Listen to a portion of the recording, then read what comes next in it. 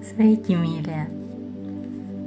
Šodien man ir sagatavots jums stāsts, kas man pašai liekas ļoti sirsnīgs. Un, ja arī jūs esat izauguši laukos, tad varbūt tas pat liks jums pasmaidīt.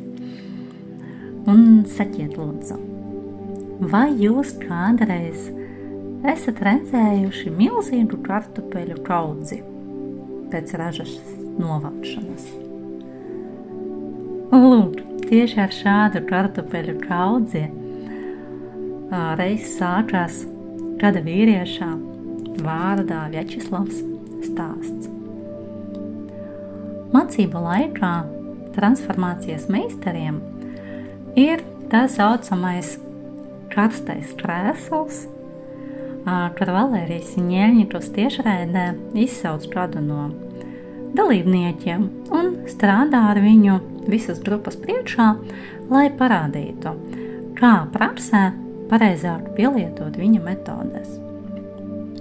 Un šoreiz tas bija Vjačeslavs, kas iznāca laukā ar problēmu, ko pazīst ļoti daudzi, un tā bija prokrastinācija. Viņš stāstīja, ka pastāvīgi atliek svarīgus darbus. Viņš saprot, ka tie ir jāizdara. Taču pēkšņi tad, kad ir jāķeras klāt, tad atrodas steidzami zvani, parādās citi darbi, vai vienkārši rodas vēlme novērsties uz jebko citu, kā tik nesakt galveno uzdevumu. Un tad, kad Valērijas Ņēļņikovs saka pielietot savu metodi, tad Vjačeslavs atgriezās bērnības atmiņā, kas bija sekojoša. Rudens. Pēc ražas novākšanas mājās stāv milzīga kartupeļu kaudze, kas jāparlasa, jāizšķiro.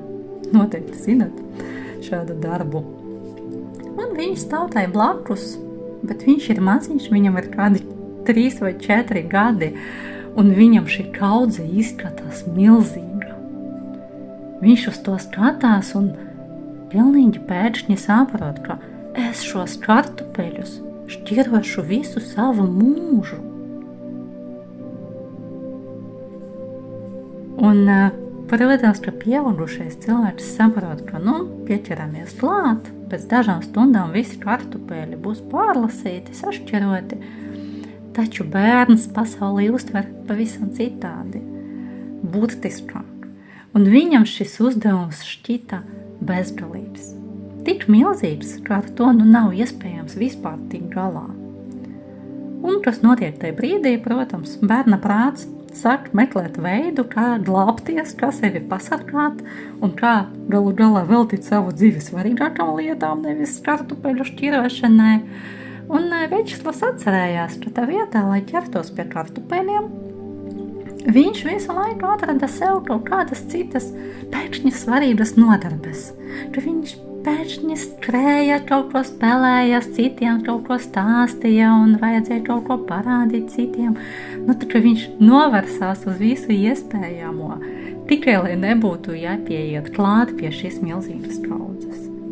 Un, protams, ka pieaugušie vēlāk visus kartupeļus pārlasīja paši, jo neviens taču negaidīja arī, ka mazs zēns paveic šādu darbu, taču zemapziņa Vjačeslavam jau bija izdarīts tāds svarīgs secinājums, ka ja tavā priekšā ir milzīgs uzdevums, tad drošākais veids ir pēc iespējas ilgāk tam netuvoties, un tad viņš tiks paveikts pats par sevi.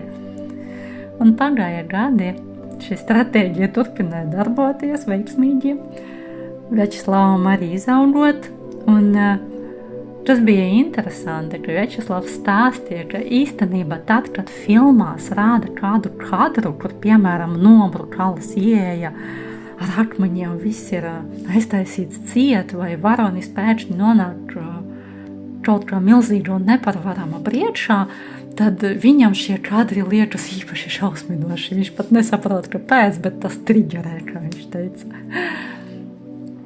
Un Valērijas Ladzīmerevičs mums toreiz parādīja, kā risināt šādus uzdevumus, un darba laikā Vjačeslava uztverē trasi mainījās.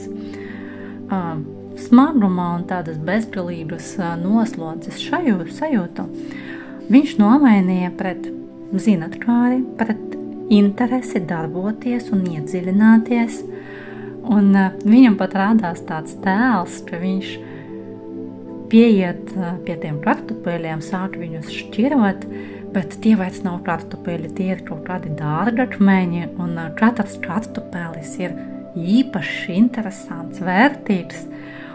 Un šo sajūtu viņš iznesa līdz pat šodienai, un tas palīdzēja mainīties viņa attieksmei pret lieliem darbiem. Man šis stāsts ļoti patīk. Pirmkārt tāpēc, ka tas ir ļoti dzīvs, jo arī es esmu redzējusi kartupeļu kaudzes un mēģinājusi izvairīties no sadarbībās ar tiem. Bet otrkārt, tas man liekas interesants ar to, ka mēs esam pieraduši uzskatīt, ka prokrastinācija ir vienkārši slinkums. Un, ja mēs kaut ko atliekam, tad mēs sevi lamājam, piespiežam un kaut kā tad vai pierunājam un tad izdarām. Bet, taču reizēm pieauguša cilvēkā vēl joprojām dzīvo mazs zēns vai maza meitene, kas kādreiz paskatījās uz kādu ļoti lielu uzdevumu un nodomāja, tas nekad nebeigsies, es ar to netikšu galā. Un varbūt tieši tāpēc arī šodien mums dažreiz ir tik ļoti grūti pieķerties kādiem svarīgiem darbiem, gribas tos atlikt vai vispār nedarīt. Un ar šo stāstu gribēju uzdāvināt jums cerību, ka, ja jūs arī esat saskarušies ar kartupeļiem, vai jums ir kādas citas līdzīgas izpausmes, tas viss ir risināms. Vienkārši jāķēras klāt un viss ir izdarāms.